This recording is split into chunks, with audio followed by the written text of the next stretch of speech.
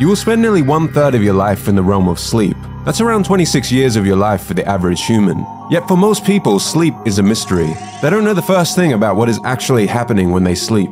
And it's hard to improve something that you don't fundamentally understand. A good night's sleep can brighten the world with endless possibilities. A bad night's sleep can turn simple tasks into overwhelming challenges. And overall, the better you sleep, the longer you live. Once you understand the sleep realm, you unlock all the secrets to a better night's sleep. You will discover the reasons why you had a good night or bad night's sleep, and how your sleep can be optimized. This video was inspired by Matthew Walker's amazing book, Why We Sleep. We're going to be doing a detailed visual summary and dive deep into topics like the sleep cycle, circadian rhythms, plus heaps more. And make sure to stick around until the end of the video where I go step by step through how I've personally been using this book and how you can start applying it to your own sleep tonight.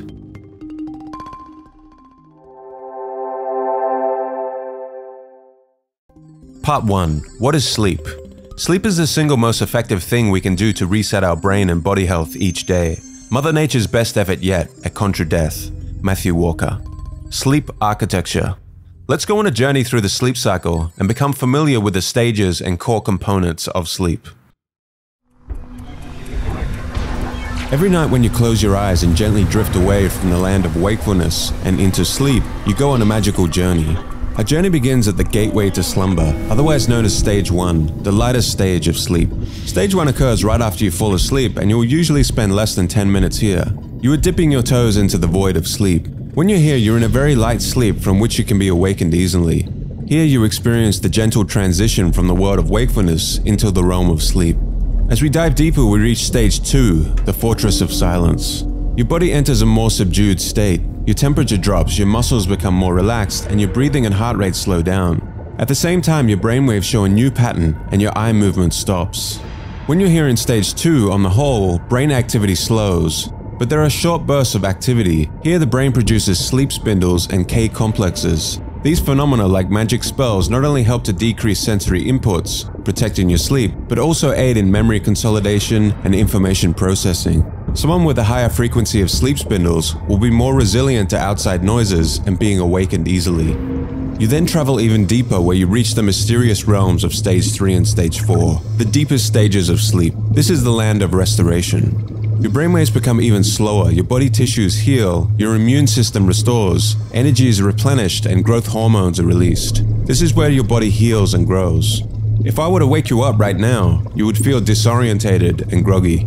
If you don't spend enough time here in this stage, you will feel physically tired, your immune system will become weakened, and your cognitive function will decrease.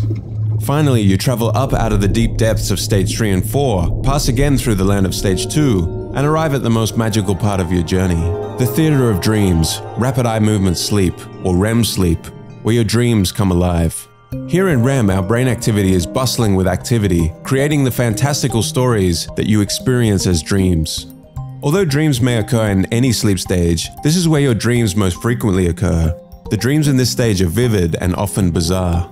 Your eyes are moving randomly and rapidly, your brainwaves become similar to those of when you're awake, and the muscles in your body become paralyzed, which keeps you safe and prevents you from acting out your dream in your sleep. Scientists believe REM sleep is vital for memory consolidation, learning, mood regulation, and creativity. This is the end of the cycle, and just like that, a new cycle begins, taking you on a magical journey again and again. The cycle repeats itself around every 90 minutes, until the morning light calls you back. If we look at 5 sleep cycles over 8 hours, it is important to notice the peculiar dynamic that occurs. The balance between deep sleep and REM sleep shifts over the course of the night. With each sleep cycle, deep sleep decreases and REM sleep increases. Most of your REM sleep will occur in the last few hours before you wake up. It is important to understand this dynamic because even a seemingly small reduction, say from 8 hours down to 6, could actually deprive you of up to 70% of your REM sleep. If you aren't spending enough time here in REM sleep, you can expect decreased concentration, irritability, mood swings, increased stress levels, reduced creativity, and reduced problem-solving ability. And that is the magical journey of a sleep cycle. Sleep isn't just a retreat from our busy lives, but a vital journey our body undertakes to keep us healthy, sharp, and ready for each new day. So tonight, as you close your eyes, remember the incredible adventure that awaits. Rhythm. 2 principal factors regulate your wakefulness and your need for sleep. your internal circadian rhythm, also known as your body's 24-hour clock, and a chemical known as adenosine. The circadian rhythm dictates rhythmic patterns including moods, eating and drinking preferences, core body temperature, and hormone release, among other things. It even impacts processes like athletic performance and the timing of births and deaths. This internal clock operates in an approximately 24-hour cycle and communicates its daily circadian rhythm signal to every region of the brain and every organ in the body. It is produced by the suprachiasmatic nucleus in the brain, which uses light levels to calibrate your body clock. Studies have shown that every animal species, including humans, possess an endogenous circadian rhythm. This innate rhythm may be slightly longer or shorter than 24 hours depending on the species. For example, humans' internal clock averages at about 24 hours and 15 minutes. However, the most reliable external cue, daylight, helps to reset our internal timepiece back to exactly 24 hours daily. This internal rhythm is controlled by melatonin. Melatonin is a hormone produced in your brain that regulates sleep and wakefulness. Its release into the bloodstream typically begins at dusk, signaling to your body to prepare for sleep. This release is gradually reduced throughout the night, until the dawn sunlight cues your brain to halt the release. While daylight is the most dependable resetting signal for our biological clock, other recurring signals such as temperature changes and social interactions can also serve this purpose. Genetics. Your rhythm is not the same as mine. Our individual circadian rhythm differs due to our genetic makeup. Some people referred to as morning larks feel most energized in the morning, while others, the night owls, function best at night. The societal preference for daytime work often leads to misunderstandings about night owls, who may be misjudged as lazy. They often have to compensate for their unproductive workday by burning the midnight oil. Adenosine. Adenosine is the second key factor in sleep regulation. It progressively accumulates while you're awake, resulting in sleep pressure after being awake for 12 to 18 hours. This pressure decreases as you sleep and is generally fully purged after 8 hours of sleep. The consumption of caffeine can mitigate the effects of adenosine, but it does not prevent the chemical's buildup. This can lead to a dependency cycle, as you may feel worse once the effect of caffeine wears off. Moreover, consuming caffeine in the evening can disrupt your sleep, as 50% of it remains in your system 5 to 7 hours later. Both the circadian rhythm and adenosine work independently, powering your wake drive and sleep drive respectively. Throughout the day, adenosine levels increase, and as you sleep, adenosine levels decrease. Their combined effects make you feel wide awake at noon after a good night's sleep, as there's only a minor gap between the two drives. Conversely, a large gap between the two drives at 11 p.m. makes you feel the urge to sleep. The larger this gap becomes between the two drives, the more sleep pressure you will feel. Ultimately, understanding your sleep-wake cycle is paramount to maximizing your productivity and maintaining your health. Factors such as light exposure, caffeine intake, and awareness of your individual rhythm can significantly affect your sleep quality and overall well-being. Architecture of the brain for sleep. Let's briefly take a look at 7 parts of the brain that are related to sleep. 1. The suprachiasmatic nucleus, SCN. Located in the hypothalamus, the SCN controls the circadian rhythm, which we looked at earlier. It regulates the sleep-wake cycle by signaling other parts of the brain to release hormones, control body temperature, and perform other functions that can make a person feel sleepy or awake. 2. Pineal gland. The pineal gland, located deep in the center of the brain, produces the hormone melatonin when it's dark to help promote sleep. 3. Thalamus. Think of your thalamus as the gatekeeper between wakefulness and sleep. During most stages of sleep, the thalamus becomes quiet, letting you tune out the external world. But during REM sleep, the thalamus is active, sending cortex images, sounds, and other sensations that fill our dreams. 4. Hypothalamus. The hypothalamus contains neurons that control sleep and arousal, and is an important part of the brain for sleep regulation. 5. Pons. Located in the brainstem, the pons contains neural pathways that connect the brain and the spinal cord. It has a significant role in generating REM sleep and is involved in the regulation of breathing, hearing, and taste. 6. Medulla. The medulla, also part of the brainstem, helps control autonomic functions like heart rate and blood pressure, which are essential for maintaining a state conducive to sleep. And 7. Basal forebrain. The basal forebrain promotes sleep and wakefulness. The release of adenosine by cells in the basal forebrain supports your sleep drive. Part 2. Why should you sleep? Sleep is the chief nourisher in life's feast. Shakespeare. The benefits of sleep. Sleep has proven itself time and time again as a memory aid, both before learning, to prepare your brain for initially making new memories, and after learning, to cement those memories and prevent forgetting. Matthew Walker. Memory consolidation. Sleep plays an invaluable role in the consolidation of memory. Prior to learning, it refreshes our ability to form new memories, and post-learning, it solidifies these memories, reducing the likelihood of forgetting. At its core, sleep functions as a memory aid that operates on a daily cycle. When it comes to memory and sleep within your brain, you can think of your hippocampus like a thumb drive with limited storage, and your cortex as your main hard drive. During the non-rapid eye movement REM sleep stage, short-term memories stored in the hippocampus, unlimited capacity brain region, are shifted to the cortex, a larger capacity long-term memory store. This transfer process serves dual purposes, freeing up space for new information absorption and preserving valuable information for long-term use. Motor task proficiency. The unique ability of sleep to consolidate and strengthen different types of memories extends to the domain of motor tasks, commonly known as muscle memory. The term is slightly misleading as the memory resides in your brain and not in your muscles. In instances where a motor task proves challenging, such as executing a complex piano sequence, sleep aids the brain in practicing the skill and smoothing out the wrinkles. Therefore, waking up without sufficient sleep could lead to losing valuable sleep hours that contribute to the consolidation of these motor memories. Creativity. Furthermore, sleep nurtures creativity by associating disparate memories, experiences, and skills, thus enabling the birth of fresh ideas and insights. This creative enhancement is particularly linked to the rapid eye movement REM sleep stage. REM sleep, often associated with dreaming, functions as the informational alchemist, merging diverse knowledge stores and facilitating innovative problem-solving abilities. REM sleep's influence extends to some of the most transformative thinking in human history. Sleep deprivation versus the brain.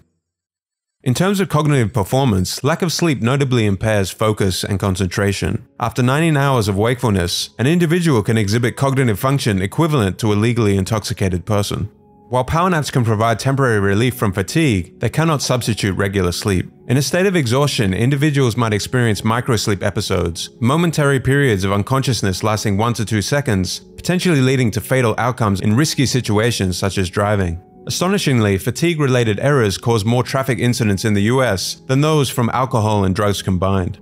Moreover, despite compensatory mechanisms our brain activates during sleep deprivation, we fail to accurately perceive the extent of our sleep deficiency.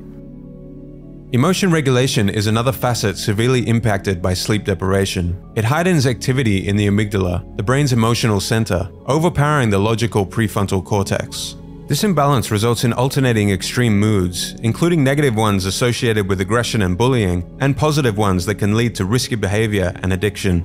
The detrimental effects of sleep deprivation also extends to memory consolidation, as the hippocampus, which is crucial for memory formation, appears to shut down without sufficient sleep. Long-term sleep deprivation can inflict lasting damage to our DNA and learning-associated genes, disrupting our capacity to learn and retain new information. Sleep deprivation is a formidable disruptor of brain function, affecting every facet of human life. Not only does it deteriorate cognitive abilities and emotional stability, but it also contributes to long-term brain health issues, including Alzheimer's disease.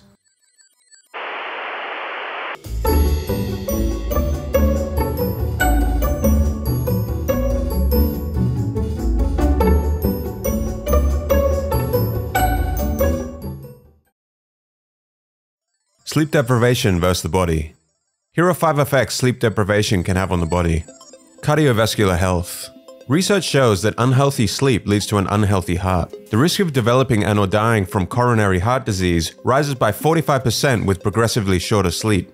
For adults aged 45 and above, sleeping fewer than 6 hours a night leads to a 200% increased likelihood of suffering a heart attack or stroke. This unhealthy sleep often results from an overreactive sympathetic nervous system that triggers a stressful fight or flight state, leading to increased heart rates, blood pressure, and cortisol levels. This is in contrast with the deep relaxation of the body during REM sleep, which is characterized by a drop in heart rate and blood pressure. Metabolism. Sleep deprivation also detrimentally affects metabolism, significantly contributing to weight gain and increasing the risk of type 2 diabetes. With sleep loss, your appetite increases due to changes in hunger and satiety hormones, leading to overeating and weight gain. Furthermore, a lack of sleep can make your body less able to manage calorie intake effectively. This inefficiency extends to how the body processes blood sugar, with insulin reception compromised after just a week of 4 to 5 hours of sleep per night. The ramifications of sleep loss also extend to the reproductive system. Men face a significant reduction in testosterone levels equivalent to aging 10 to 15 years with sleep deprivation. Similarly, sleep-deprived women face fertility issues, including a 20% reduction in follicular-releasing hormone necessary for conception, and are at an increased risk of miscarriages. The immune system. The immune system too relies heavily on sufficient sleep. Lack of sleep can suppress the immune response, reducing the number of natural killer cells that form the body's first line of defense against infections.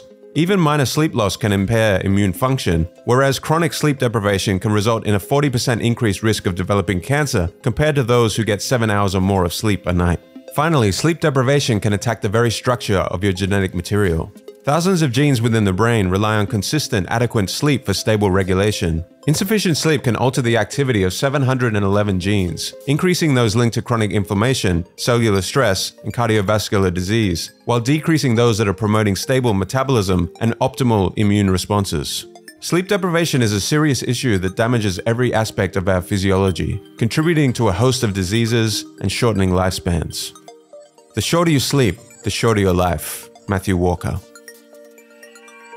Part 3. The Science of Dreams. Your brain on dreams. A primary stage of sleep associated with vivid dreaming is rapid eye movement, REM sleep. In this state, brain activity is high and bears a resemblance to being awake. Interestingly, specific parts of the brain, such as the visuospatial regions, motor cortex, hippocampus, and deep emotional centers, are 30% more active during REM sleep than when we're awake. On the contrary, regions responsible for rational thought and logical decision-making, notably areas of the prefrontal cortex, deactivate, contributing to the often bizarre, emotionally charged dreams that we experience. Dreams, emotions, and therapy. Dreams may not be a simple replay of our waking lives, but they seem to reflect our emotional concerns. One fascinating theory suggests that REM sleep dreaming offers a form of overnight therapy, essentially transforming painful or traumatic emotional episodes from the day into a less emotionally charged memory. During REM sleep, noradrenaline, a stress-related chemical, is entirely absent from the brain, offering an anxiety-free environment to process these memories. Dreams and facial expressions. Apart from helping process and diffuse emotional experiences, dreams also play a vital role in decoding social cues. The ability to accurately read facial expressions, which is a crucial social skill, is notably influenced by REM sleep. REM sleep readjusts the brain's emotional calibration, maintaining the precision required to decode others' emotions based on their facial expressions accurately. Deprivation of REM sleep results in a decreased ability to correctly interpret facial expressions, skewing them as hostile or aggressive. Matthew Walker in the book suggests we have a long way to go in fully understanding dreams. Current research points towards their multifunctional role, including memory consolidation, emotional regulation, and fostering creativity. As we continue exploring the world of dreams with modern neuroscience, he anticipates uncovering even more about their function and significance. Part 4. Sleep disorders. Somnambulism, more commonly known as sleepwalking, is a sleep disorder marked by unconscious movement during sleep. These activities, which can include routines as mundane as brushing teeth or drinking water, occur predominantly during the lighter stages of NREM sleep. Although it is more prevalent among children, most individuals outgrow this condition by their teenage years. Insomnia is another sleep disorder characterized by significant difficulties in both falling and staying asleep. Even when they reserve an ample 7 to 9 hours of sleep, insomniacs struggle with sleep. Emotional distress and other overreactive sympathetic nervous system activities typically trigger insomnia. This sleep disorder disrupts the sleep cycle, resulting in less profound deep NREM brainwaves and fragmented REM sleep. Narcolepsy is a neurological disorder which hampers the control of sleep and wakefulness, characterized by extreme daytime sleepiness, sleep paralysis, and cataplexy, which is a sudden loss of muscle control. The loss of brain cells which are responsible for producing orexin, which is a chemical that signals wakefulness, is commonly observed in narcoleptic patients, causing them to constantly hover between sleep and wakefulness. Fatal familial insomnia is a rare genetic degenerative brain disorder. Those with this condition gradually lose their ability to sleep, which leads to significant physical and mental deterioration, and typically results in death within 10 months. The effects of extreme sleep deprivation. Experiments conducted on rats and dogs that showed the extreme ramifications of sleep deprivation revealed septicemia as the final fatal consequence. These bacteria-induced systemic infections were made possible by the weakened immune system due to sleep deprivation. The same studies demonstrated that sleep-deprived subjects lost body mass, couldn't maintain their body temperature, and suffered extensive internal damage. Okay, let's go through step by step some practical ways that you can start using the information from this book to begin improving your sleep, hopefully as soon as tonight. Obviously, if you are suffering from some form of sleep disorder, you should definitely seek the advice of a trained professional. I'm in no way a doctor. This is not in any way medical advice, just giving my own personal learnings and implementations from this book. So let's jump into it. So in my opinion, sleep optimization can be divided down into 5 main categories. My goal over the next 10 minutes or so is to help give you a framework within which you can work to optimize your sleep over the coming days, weeks, and years.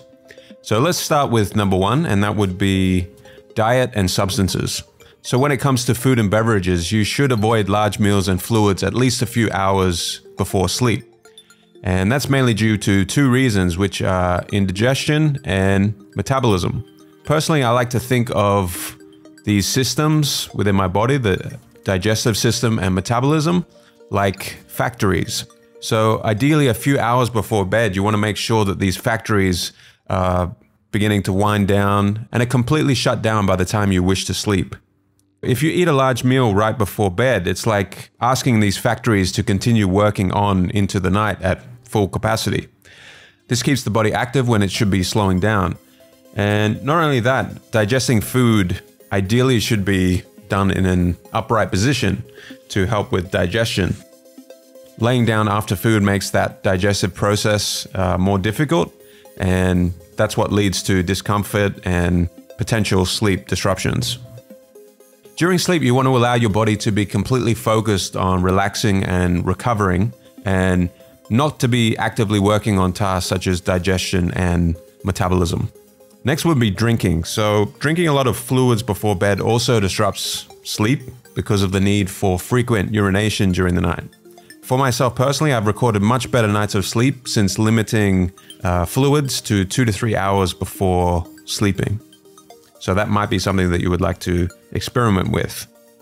Moving on to substances. There are 2 common stimulants which interfere with sleep, and those would be caffeine and nicotine.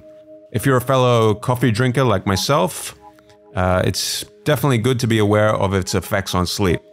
So I believe the half-life of coffee is around 4 hours, 4 to 6 hours, depending on your genetics. So if you want to improve sleep, you should be avoiding caffeine at least 8 hours before the time that you intend to sleep, and maybe even longer than that if you want to be extra cautious.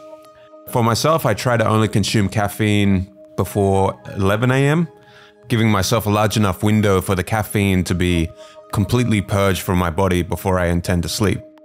To go a little deeper on what actually causes that interference, if you recall earlier in the video on the topic of adenosine, caffeine will bind to the adenosine receptors within your brain. So whilst adenosine is trying to promote sleepiness and relaxation and get you ready for sleep, caffeine is blocking that signal. The other main substance that the book explores is nicotine. So I'm not personally a smoker, so this one doesn't affect me, but just like caffeine, nicotine is also a stimulant, and it has been shown to cause smokers to only get light sleep.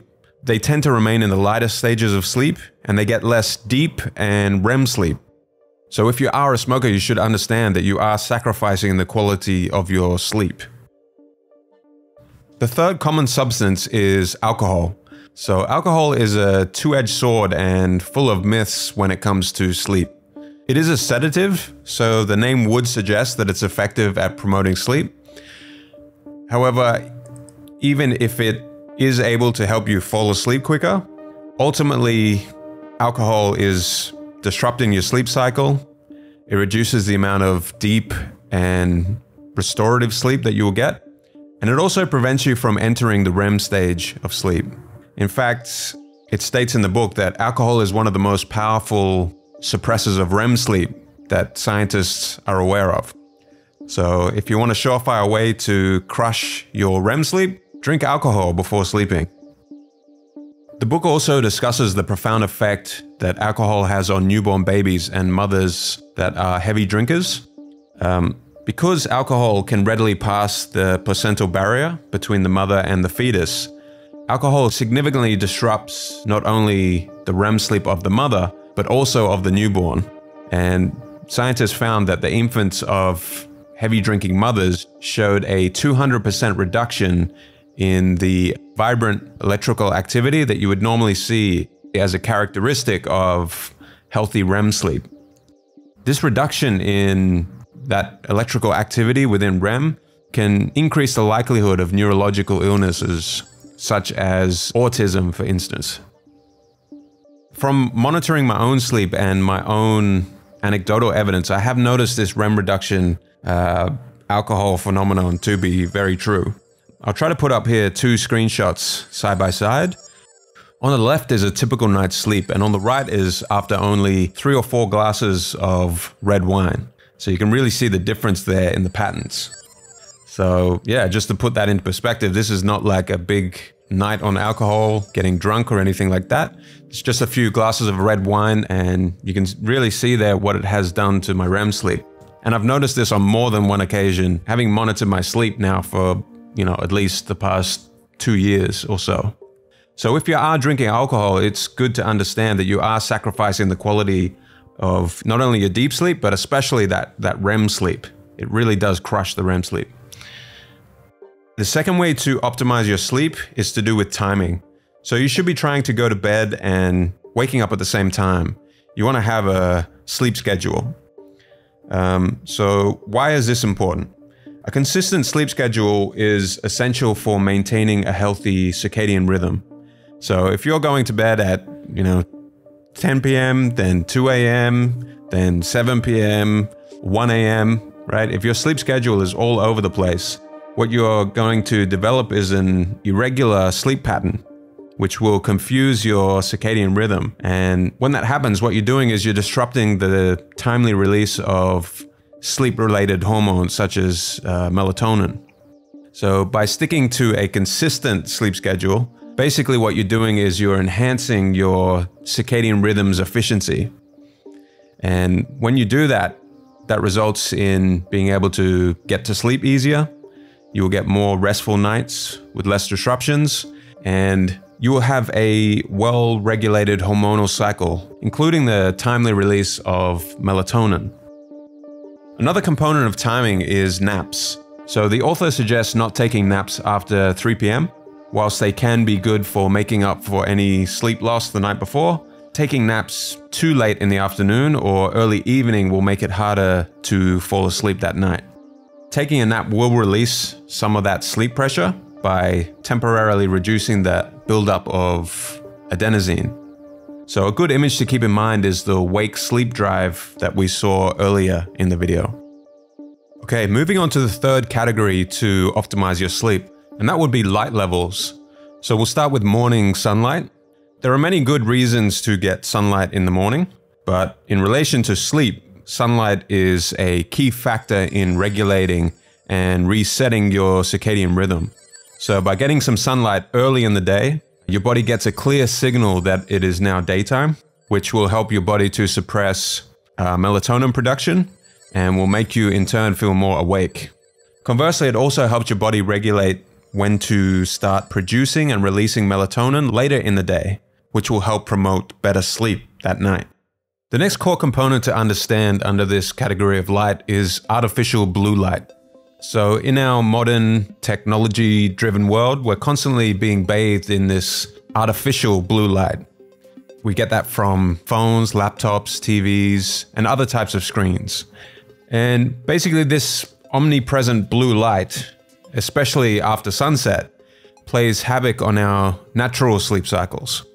So we're basically tricking our circadian rhythm into thinking that it is daytime and to remain awake and alert. When the circadian rhythm is receiving signals it processes as, hey, this is still daytime, it will halt the release of melatonin. And most people think artificial blue light is just mimicking real sunlight, but actually it is worse for your sleep. If we look at sunlight, it has a much broader, more natural light spectrum, whereas the blue light that we receive from LED screens, phones, TVs, etc., is concentrated into a sharp, narrow frequency of the light spectrum. And this is not a natural balance, it's like a sharp peak of blue light. And when you match that sharp peak of blue light with the close proximity of how most people use their phone, which is fairly close to their eyes, this is what really disrupts sleep. The good news is that there are ways that we can limit this sharp peak of blue light after sunset. First would be to always set up and use the apps or software on your devices. Most devices nowadays come with some kind of feature like this, whether it's night shift mode or eye comfort mode. I've set up all my devices to be in sync with sunset to sunrise. If you want to go even further at completely blocking out this blue light, you may want to look into blue light blocking glasses. Personally, I use a brand of glasses called True Dark glasses. Now, these are probably the most overkill option you can find. I have the classic version. The upside is they completely wipe out this blue light. So they definitely do as is intended. The downside is that they remain true to their name, True Dark. So much so that they do take a while to get used to wearing. So it can become a bit of a challenge, at least initially, you know, just navigating around the house when essentially all you have is this kind of Arnold Schwarzenegger Terminator vision with what feels like maybe a 50% reduction in the brightness levels around you. But they definitely do work. And obviously there's other options that are not as intense as these particular glasses that I use. So yeah, a good rule of thumb is for better sleep hygiene, it's good to avoid or at least minimize as much as is possible this artificial blue light after sunset. The fourth category for optimizing your sleep is environment. So ideally your bedroom should only be used for sleeping and one other nocturnal activity. So it has to feel like a sanctuary, and that environment's only goal is to help you sleep better. This environment shouldn't be used for working, eating, watching TV, scrolling social media, etc. Only for sleep. The reason for this is rooted in how our brains form associations between environments and behaviors. When you consistently use your bedroom for these specific activities, your brain begins to make a strong connection, and it's like creating a mental shortcut within your brain. It's like you want entering your office to trigger a subconscious response that prepares you to focus and get work done. And just the same, you want entering your bedroom to trigger this, subconscious response that prepares you for sleep. Another component within your environment is darkness. You want your room to be as dark as possible for optimal sleep. Whether that means getting sun-blocking curtains or blackout shades, these can really be a game changer. Especially if you live in a large city with lots of light pollution coming into your room. This darkness will help signal to your brain that natural production of melatonin. If complete darkness can't be achieved through curtains alone, then you may want to consider something like a sleep mask, which you can wear over your eyes, which will be just as effective at blocking out that light. Even small sources of light within your sleep environment, from digital devices or whatever else, these can also be disruptive. So if you can, completely eliminate them from your sleep environment. Next would be comfort. Having a comfortable bed and pillow are also important for optimal sleep. And another little hack that I found recently was using a weighted blanket. So up until a few months ago, I had never heard of these types of blankets and had never used one. And I'm still not really sure on the underlying reason of why weighted blankets promote sleep. So you would need to look into that yourself. But for myself, I have noticed I do get to sleep faster and stay asleep longer since using the blanket. So they're definitely worth looking into. They're quite cheap. I got mine on Amazon, and I believe mine is around 20 pounds of weight, if my memory serves me. But you can get all different weights, and I guess it maybe depends on your body weight or whichever weight is most comfortable for you. I'll leave a link below to the exact one that I got, which has served me well, but I have no idea what its quality is like compared to others, and I'm sure you could find many different options online for your specific weight and needs, etc. The last component of a good sleep environment is temperature. Matthew Walker suggests the optimal temperature conducive to sleep is 18.3 degrees Celsius. or 65 degrees Fahrenheit. So the closer you can make your environment to that number, the better. If money is not an issue to investing into your sleep, you can also look into optimizing your sleep with a temperature-controlled mattress, which uses technology to cater the temperature to your personal comfort needs throughout the night and can help promote more restful nights of sleep. I haven't yet bought any such type of mattress, but this is a future indulgence that is on the wish list. Before we go into the last category, if you have found this video helpful in any way so far, please consider sharing it with someone that might benefit from this information or someone that you know that maybe isn't getting the best sleep. These videos take hundreds of hours to make and it only takes 10 seconds to share, so that would be greatly appreciated. Okay, so the final category for sleep optimization is you, and the first would be exercise. So getting at least 30 minutes of exercise on most days will help improve sleep, but do try to avoid any exercise 2 to 3 hours before you intend to sleep. Exercise helps to reduce stress, and stress has been shown to interfere with sleep. Second would be having some kind of pre-sleep ritual that helps you to relax before bed. Maybe that is reading for 30 minutes or taking a hot bath or shower before bed. When you get out of the bath or shower, the drop in your body's temperature helps to signal to the body that it is now time for sleep. Anything within your pre-sleep ritual that doesn't require a screen, electronics, or more blue light is always preferable. Matthew Walker always suggests that if you find yourself in bed tossing and turning, trying to sleep, you should get up and do something relaxing until you feel that onset of sleep pressure. Trying to force yourself to sleep is often more detrimental to your sleep than just getting up for, 20 minutes or so and doing something relaxing. Lastly would be to monitor. So you can't change what you can't see. So it's always advantageous to have some kind of sleep monitor so you can track your sleep and adjust as needed. I personally use a device called the Fitbit Charge 5, which has been very reliable thus far. Although I have heard it isn't as accurate as some of the other sleep monitors on the market, like the Whoop Band or the Apple Watch, for example. And there's also another device which I've heard great things about, which is called an Oura Ring. And instead of being like a watch that you wear, it's actually just a ring you wear on your finger to bed. So we've looked at many different recommendations and ideas related to sleep throughout this video: the sleep cycle, the wake-sleep drive, the benefits of sleep, sleep-related hormones such as melatonin, 5 areas you can optimize for sleep, and a heap more. So if you can find a way to incorporate as many of those suggestions as possible, you should be well on your way to better nights of sleep. If you have any other suggestions for better sleep that I have missed in this video, be sure to leave a comment below. I'm always looking for ways to optimize sleep, so I will keep an eye out for any suggestions in the comments. I hope this video was in some way helpful to you, and good luck in your sleep optimization journey. Take care. Bye.